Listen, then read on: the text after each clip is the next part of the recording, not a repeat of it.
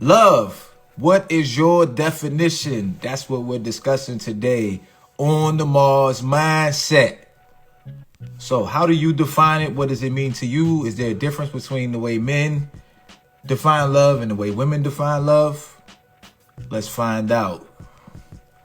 Let's bring in Julie Bean, who's almost always first.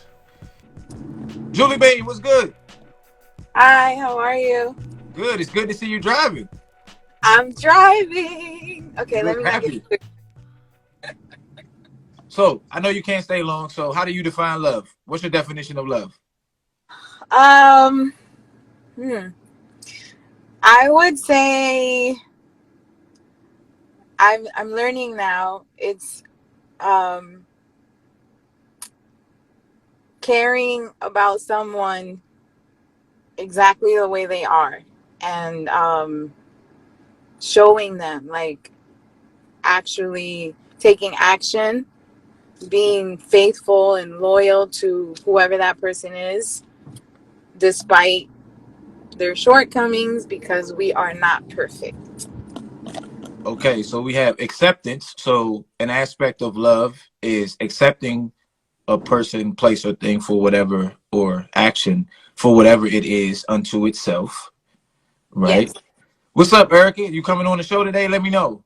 And there's an actionable aspect to it to where it has to manifest itself in the real world in some way, shape, or fashion.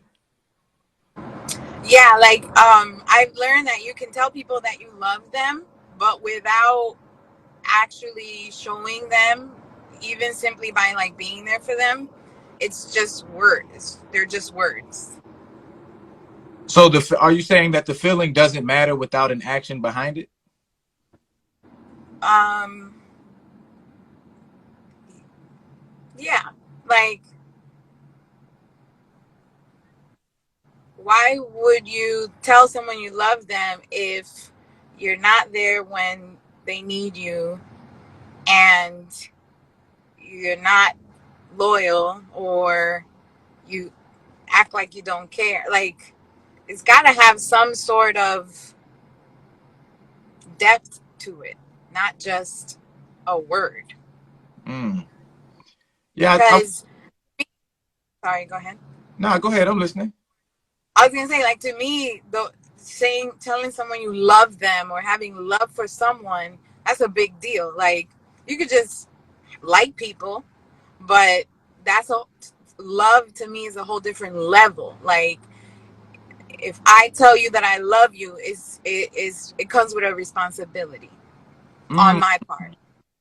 I like that part. I like that. So now we have acceptance, actionable items, and responsibility. So we're building our definition of love. So to a very small degree, I compartmentalize the feeling with from the action to a small degree. I think you can love someone without you can have the feeling of loving someone without there actually being any action behind it. Now, what value that has, I'm unsure. But I think you can have the feeling of love for someone, but not necessarily have it manifest in the physical world. But how do you get to that point then? Um, like if you think about like someone that you used to be in a relationship with, right?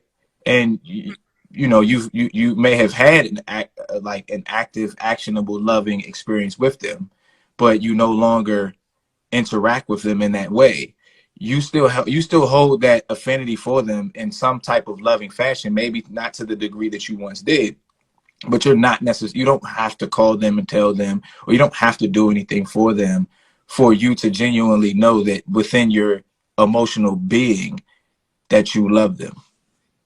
Right, but at the end of the day, if that person reached out to you because they know that you love them, Mm-hmm. would you be able to assist them or lend an ear, etc.? Like, would you be able to follow the action? Is my question. Yeah, but yes. but I don't have to love you to do that for you. You see what I'm saying? So just because I do something for you doesn't mean that I love you. I do stuff for people all the time. I don't particularly love, not in the sense that we're talking about, right? Because there's a foundational love that we typically just have for humans. Like you see somebody experiencing trauma and you feel bad for them. That's just a natural element of being human. So if a stranger came up to me, I mean, I could be different. I don't know. But if a stranger came up to me on the street and was like, "Yo, I'm having a really bad day, and I kind of just want somebody to talk to and listen," I'd listen to them. I don't have I don't have any special love for this person that I don't for anybody else that's walking by. So what I'm saying is that just because I do something for you from an actional standpoint doesn't mean that I love you. And just because I don't do something for you from an actional standpoint doesn't mean that I don't love you. I see. Yeah. You see what I'm saying? So I understand what you're saying, and I don't necessarily disagree. I just think that there's the feeling that occurs for something, and then there's the action that goes with that feeling, and they are almost always synonymous, but they don't have to be. Yeah, that's true. So Yeah, I guess I understand when you put it into that perspective, but like for example, my kids, right? I don't necessarily like my kids right now, but I love them.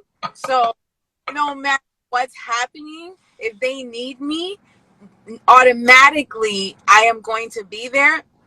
And that's how I am with the people that I love. Like I know we may not always get along, but if I love you, don't question my responsibility to show you that I love you. Like but that's just how I am with the people that I love. It's not a lot of people, but the ones that it is, they know that they can count on me no matter like we may have not spoken for years, but if you know that I love you, that's just what's gonna happen naturally. okay, have you ever loved someone and then not loved them anymore? Um, I wonder, was that love in the first place? Like that's all. That's always my question to that scenario because I'd be Mm-hmm. like, well, if you love that, like, how does that feeling and emotion just disappear? You know what I mean? Like I always wonder about that, and then I'm like, well, if I don't love you no more, I didn't love you in the first place. It must have been something else. So you think once you love someone, it sounds like you're saying once you love someone, you should always love them. And if there's ever a point where you don't love them, then there was never love there to begin with, right? Yeah, I wonder about that. Like, I really wonder about that often. Like, if you were in my life for so many years and all of a sudden you're not. Uh-oh, Julie Bean. Julie Bean's buffering, so we're gonna hold the line for a second. Oh, we lost Julie Bean. We lost Julie Bean. Let's see who else we can get in here. Oh man. Hey, Hey, how you been? I've been all right. How about yourself, sir? Good. I haven't talked to you in a while. Everything been okay?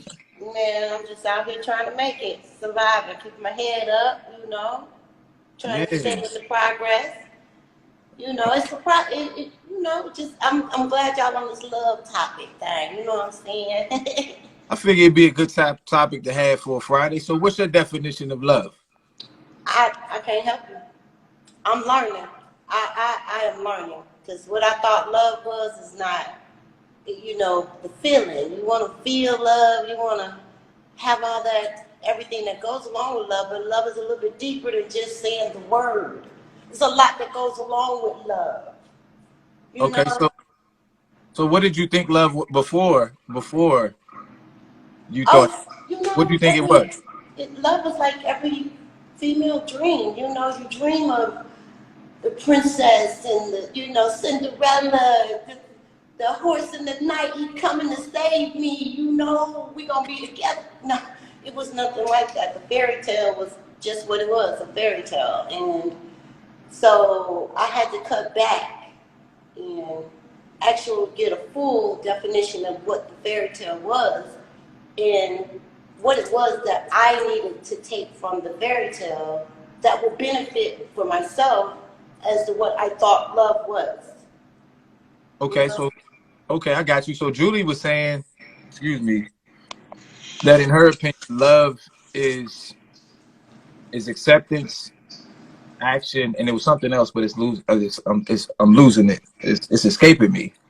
It's a lot. It's a lot that goes into love than just the word. It's a lot of emotions. It's family. It's friends. It's a you know it to me it's like a lot of different emotions that's tied into one word. When you really get into the definition of what you know and living what love is, you actually have to go to the foundation and you know, be honest with yourself and say, do you know what love is? And are you willing to do the work to find out what love is? You know, so it became a quest for me, you know, like a little private quest. You know, I had to learn how to learn love self. And I felt like if I didn't love myself, then how was I going to pass on love? Like I felt like I loved my children, but, you know, I didn't love myself as much as I loved them. So I had to go back and recreate the whole scene to learn how to love myself in order to spread the love. I like that. I like that. That self-love part. You said something too that made me think too, that I think is kind of a part of love is sacrifice, right? I Yes, think when you love something, you're willing to sacrifice some aspect of your own self or your own benefit for that thing. And that's kind of how you know there's some aspect of love there. And I also think that love exists on a spectrum. Like you could love certain people or certain things more than others. That doesn't yeah, mean that you don't love the one that you love less. It just means that you just don't have that much affinity for it in comparison to another thing, but you're still willing to sacrifice something for it. So it still yeah. applies. Yeah, you break camp. You break camp for what it is that you feel like that, you know, this is what love is. But when the reciprocation of it coming back to you, you know, I wasn't full. I wasn't satisfied. I was very unhappy about what I was receiving. So I had to go back to the book and say, you know, this is something that I felt. This is something that I wanted. Then, you know, it's not on the other person to fulfill something that I wanted. It was me. It wasn't on them. It was me. So if that was something that I wanted for myself, then it was something that I needed to go back to the handbook and learn how to do in order to continue what I felt that love was, you know, satisfying and enough for myself. And then I would feel a little bit more confident in sharing what I've learned, what love is to me. So what does self love look like to you? What does that process look like? Oh man, self love off the chain. What? What? You silly. Self love off the chain. You go to the restaurant, feed you, you buy what you want. You know what I'm saying? You spending money on you. You buying yourself flowers. You getting yourself a drink, you know, a wine glass, and you're enjoying yourself company. It became awesome. And so when that was lifted, it was like, okay, what can I do next? Dr. Hawk said, "How do you know when it love? How do you know when it is? How do you know when it is love?" Hey, Dr. Hawk, retype that so I can make sure I'm understanding your question right. And If I understand her correctly, um, it's something that I feel like all of us are instilled with that. You know, the love of a parent, the love of flowers, the love of life, the love of breathing, the love, you know, simple things. I had to take it back to the simplicity of life in order to understand what it was that I was looking for. You know, we want to jump over to the majors when you still haven't accomplished the small things. So I had to go back and, like I was saying, since I've been on here, and rebuild my foundation in order to know where it was that I was going. Once I had to, everything broke down. It wasn't something that I wanted. It was something that happened. And when it happened, it was like, where do I go from here? So I had to start from from the ground layer, break the ground, uh, lay it down brick for brick, read the manual, go back to school. I had to re-educate myself on something that I thought I knew, but I didn't know, but I needed to know in order to move forward. Mm. You get it? Yeah, I get it. Dr. Hawk said, "How do you know that it is love that you are feeling?" So, in my opinion, right, I kind of look at it like this. And I interviewed this young lady named Starfly7, and I thought she did a really good job of explaining. She was saying like love is the foundation of existence, and all you can Ooh. really do is suppress the amount of love that you give.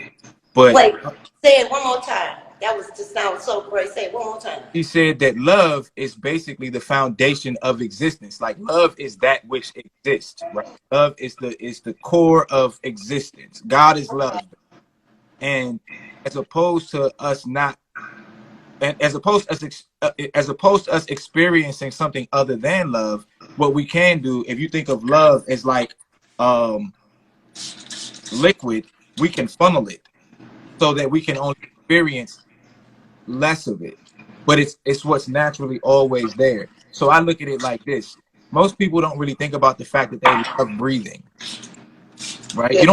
You don't walk around thinking about, man, I sure do love breathing, until you can't breathe, right? And then when What? you can't breathe, you be like, oh, wait a minute, hold fast, like I kind of love this breathing thing. And that's when you realize like the normal state of existence is one of love. So Right. to answer Dr. Hawk's question, Wait. from that perspective, I think uh love is just what is. It's just a matter of to what degree you're experiencing it. And another thing she said too is like, if you think about the people that hate other people, there's really just like the ultimate suppression of love there. But if they were to kind of let go of their negative feelings, there would be love and admiration and affinity and all of those things. They would accept those people for what they are. Mm. And I thought that was a really interesting way of putting it, because I had never really thought of it that way. That's deep. Yeah, That's it a is. different way. That's a different way of looking at um, what it really boils down to, and open your mind and make you think. This is something that is possibly, he's hitting it on the head, and so you want to expand that and go on, with, like I said, learning what's good for you, Yeah, what love is for you. yeah. And I guess at the end of this, I'll give y'all my definition, but I'll let you slide off. You at work? I know every time we talk, you be Of at work. course, I'm uniformed out. I see you. I see you doing your thing. Do your thing. Well, I'll let you get back to work. I'll get somebody else the opportunity to come on if they want to come on. I appreciate you. It's good to see you. I haven't talked to you in a while, so I'm glad to see that you're doing fine. I love you. I love you too, man. Y'all get the damn dog. Quit playing. Get the Oh, damn no, no, no. dog. I'm not ready. I'm not. See, that's what I'm saying, right? Like, I love dogs, right? But I've created a funnel to a point where I love them, but I don't want one that close to me yet. Me too. And that's why I'm like, get him, but I ain't ready You trying to financially, make me get the dog. You trying to make me get the dog. So look at you projecting. I don't project your shadow onto me. Of Don't play course with dog. I had to. It's funny. She said, I want a puppy. I want a puppy. Yes, puppy. Get a puppy, but I want a puppy, daddy. Get the dang on puppy. And I, I'm looking at you like, that's because you want one too. Y'all get a puppy. Where my girl at? I had to, my last dog, he had, I've watched both of my dogs die. Oh, that So hurt. one got hit running across the street to me. And then the last dog I had, he ended up with like brain cancer. He had like a tumor, like right here, forehead. So I had him put down. So I've seen both of my dogs die, and I'm not really ready to have another dog. And then knowing that, okay, at some point, I have to watch him die. Man, listen, my haters put poison down for my dog. He was vicious. He didn't Somebody want put me a dog. nobody around. They put poison down for my dog. And I never got another one after that. I was like, I'm cool. But he Yeah, wasn't no joke, though. You know what I'm saying? He wasn't no joke. Mess with me, you getting it. Yeah, you catch that right and left tooth right there, them canines. But he was off the chain. But Mm. yeah, I just haven't got, built the my heart. When I love, Yeah, I feel you. I feel you. And the only thing about having a dog for me, really, I actually kind of want a cat. I've never had a cat. I don't like cats. Everybody says that, but I got a certain amount of respect. So I work nights. And when you work nights, you see these stray cats out in the middle of the cold just surviving. And I'm like, that's pretty cool. But anyway, my Yeah. point is this. Like, if I want to leave for like 2 days, I can't just leave my dog just in the house. I can kind of leave my cat just here. My cat will survive. A dog won't. So, No, you gotta get babysitters and everything. Dog sitters. Ask where's Sam been? Him and Peanut that disappeared off the scene too. What's good? Sam, as far as I know, Sam is on some type of break, social media break, life break. I don't really I know if understand. when he's coming back or what that's going to look like. So I just keep pressing on. Oh no, you just prayers, babes. Prayers. He coming back. You just gotta have prayers. A lot of time things come at you, and you just have to take a sabbatical and regroup. See how I was? I had to regroup. I've been writing, like with the last conversation that we've had. I'm still getting past a lot of turmoil, and it's funny that we talking about love. I felt like my mother and I went through some things before she left this world, and I found out things wasn't as they were before she left, and so I'm still dealing with some of those issues, and it all stems back to love. Yeah, that's what. Yeah, I It's feel it's the foundation. you a kid, you growing up, you want all this love, you you dream about going on your first day of school, with friends and everybody around you, and but then when you look back and the one person that you thought was there is not there, so regroup Mm. and you find out who you are and get to that heart so you can keep moving forward. I love that. I appreciate you. Good to see you. Let me know when you get your dog.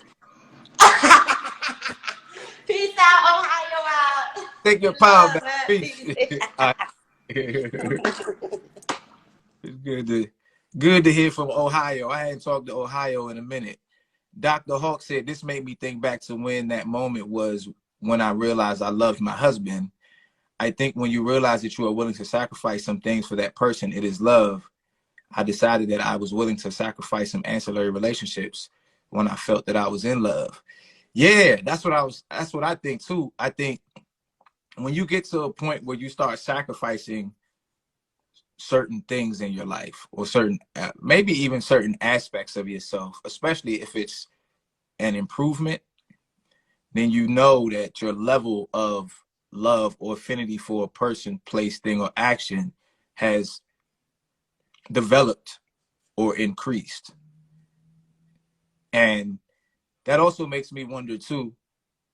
That also makes me wonder too, is love something that is more easily identified or observed when you do a comparative analysis, right? Because you can love two things, but when you come to the realization that you have more love for one thing, that's when your experience of that love begins to blossom and balloon, because if you have to choose, right, you realize like, okay, wow, like I really do love this thing when you may not have realized it before.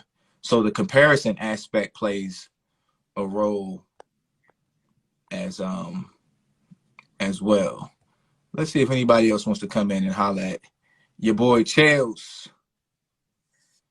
Y'all, we on YouTube now too, so you can go to YouTube and catch the replays of all of these shows, episodes, podcasts, or whatever we're calling them. Make sure you tap the notification bell on my Instagram profile so you can get notified when I go live. And if you would like to support, you can go to www.IamChellsXstore.com and cop a t-shirt or a coffee mug or a water bottle or take your power back hoodie or something to that effect. So that's how you can support. I invited somebody in. I don't think she's coming in though, so we'll keep it moving. See if anybody else wants to come in. Who did I invite in? Did I invite Jules in? It's okay. Y'all don't have to leave. If I invite you and you don't want to come in, that's fine. I don't have to be on here long. I can go take a shower, lay down, and go to sleep. So y'all let me know how y'all want to play it. I could give my definition of love and be out. Let's see what Dr. Hawk said. Dr. Hawk said, love can be a bad thing too, because sometimes we sacrifice our self-worth when we love the wrong thing or person.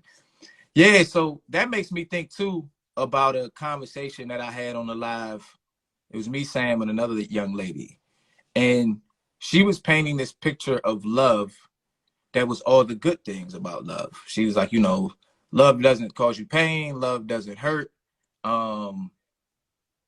Just all, cupcakes and rainbows. And I didn't agree. I think that when you truly love something, that love can be put to the test and it can withstand the pains that it brings or the hardships that it brings or the difficulties and working through all of those things. Because if love is the foundation, or God is love, or love is God, then that's all there is. It's our suppression of the flow of that particular thing that causes it to appear as if it isn't. So I Hustle Daily says, I'm sorry I'm Ubering and trying to watch my GPS. It's all good. I appreciate you just being here, in the chat with us. She says, Ada says, ask Dr. Hawk, and I think she has something we can carry on our journey. I don't know what that means. But I really wanted to talk to Dr. Hawk today because I'm pretty sure Dr. Hawk has been married for a really long time. So I wanted her opinion on that, on the idea of whether or not love is painful. And what does that mean? Because I think anytime you experience, so we exist in a dualistic state, a dual universe, light and dark, black and white, love and a lack of love, and all of those things. And so it just makes me wonder, when we experience something that hurts us, from someone that we love, is that still love? Or is that some other aspect of just life manifesting itself? So just something to think about. I think about, like, I know Sam and I had a conversation one day on the live, and he was like, people love their jobs.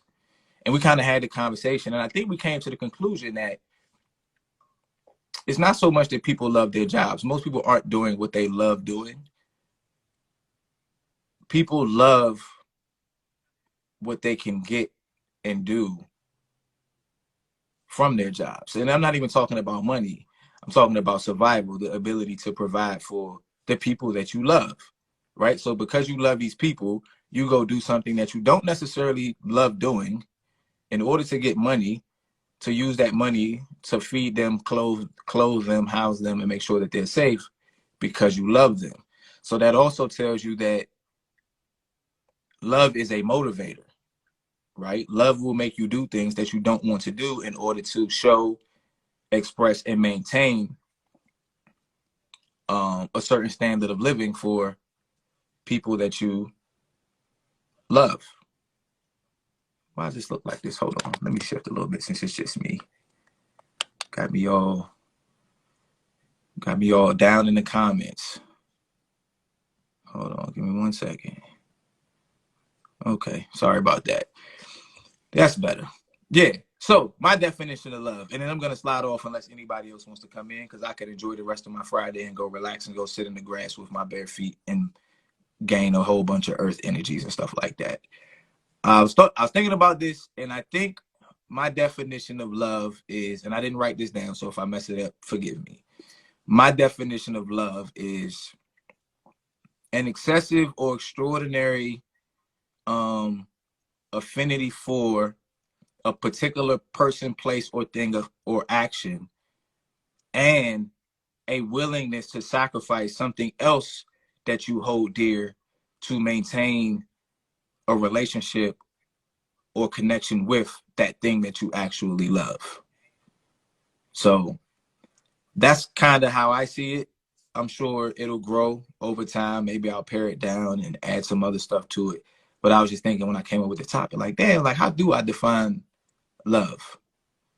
So, oh, hey, Dr. Hawk says she like, well, I appreciate it.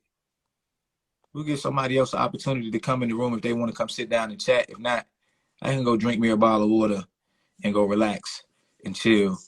My wife and kids are out helping my in-laws find a new car. That's love. That's another thing too, is that I think a lot of times we express love in micro moments.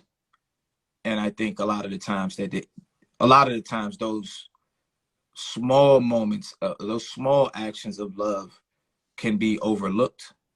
And if we were able to like cease the mental chatter and actually see what's actually happening, then we will be able to see a lot more love in the world. I think negativity sells. So you can scroll social media or turn on the TV and see a lot of negativity. But if you look for love, there's a lot of love to be seen, right? People love driving their cars. People love walking their dogs. People love just going for walks. I love the ability to walk. And I do these thought experiments where I'll imagine what it would be like to not be able to do or have something that I currently have, because it's easy to take something that's always there for granted.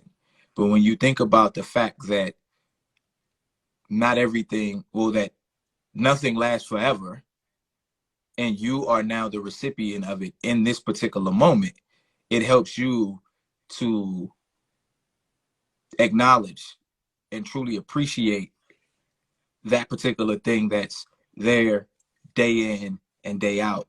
Like I said, air. Most people don't wake up and be like, boy, this air does sure feel good going in my lungs, right? Until it's not. And I've been on scenes where that was happening to people, and you can see that they love air. They may not have known that they loved air, but you love air.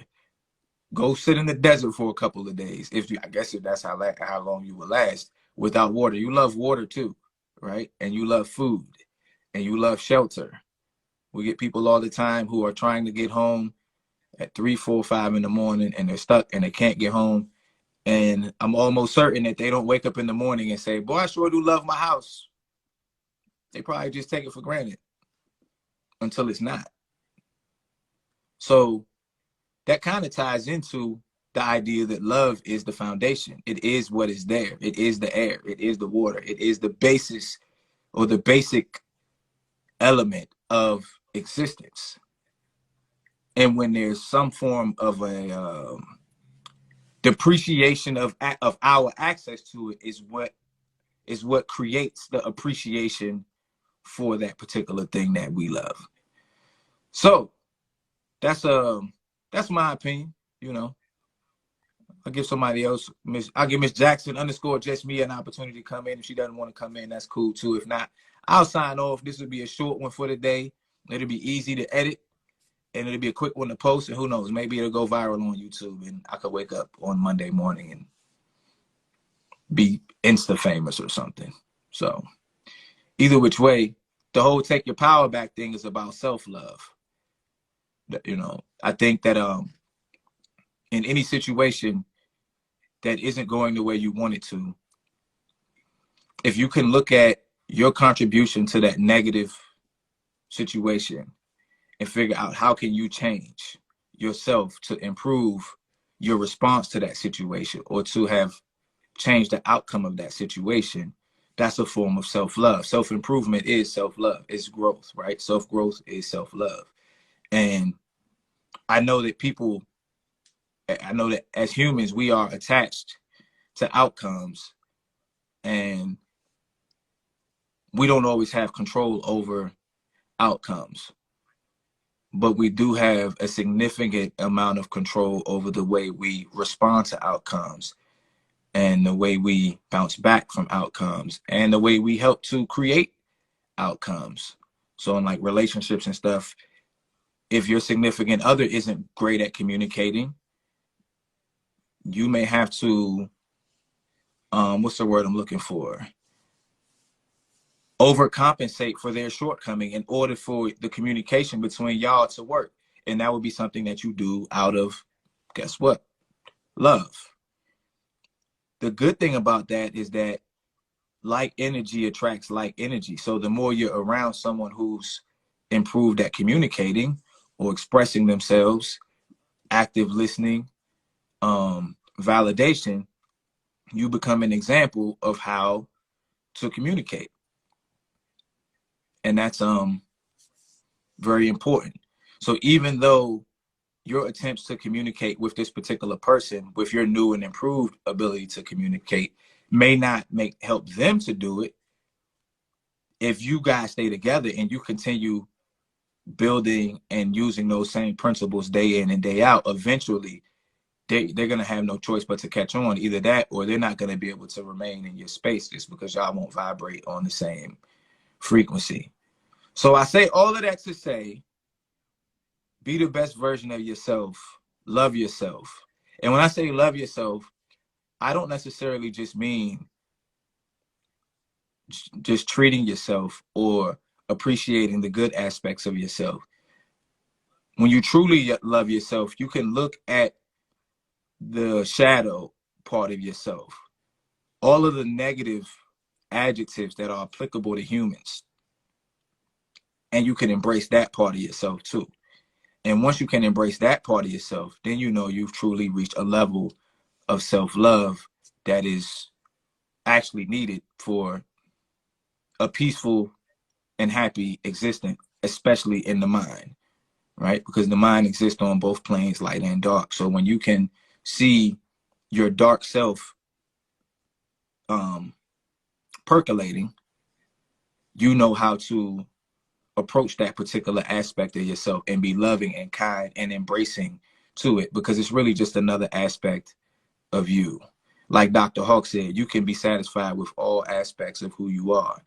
And that goes back, that actually ties back into the avoidance conversation that we were having yesterday.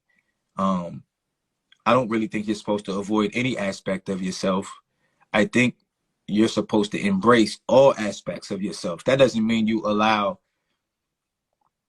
you know, the darkest parts of your being to manifest itself in the physical world, right? But it does mean that instead of running away from it, and that's what Dr. Hawk was saying, instead of running away from it, you have to run towards it and embrace it and let it know that it's okay for it to exist, and that it, you know, and that you understand that it exists as an aspect of you for a reason. And that reason may not be in that particular moment, but that aspect of you may come out and save your life one day or save the life of someone else. It's just not built for day in, day out personality traits in the real world until it's time for that to come forth. Erin stepped in the room. Let's see if Erin won't come in. I ain't talked to Erin in a while. She stepped out. She's not in here no more. All right, y'all. I'm about to slide off. I appreciate y'all. I love y'all. Hug your loved ones. Kiss your babies. Take care of your spouses. And definitely, absolutely, unequivocally, make sure you take time to love on yourself, your light self and your dark self. Because once you learn to love both of those, you can be grounded in who you are, and what anybody else thinks, says, or feels about you doesn't hold as much weight anymore. So y'all do that. And in doing so, that can help you take your power back. Happy Friday. Peace.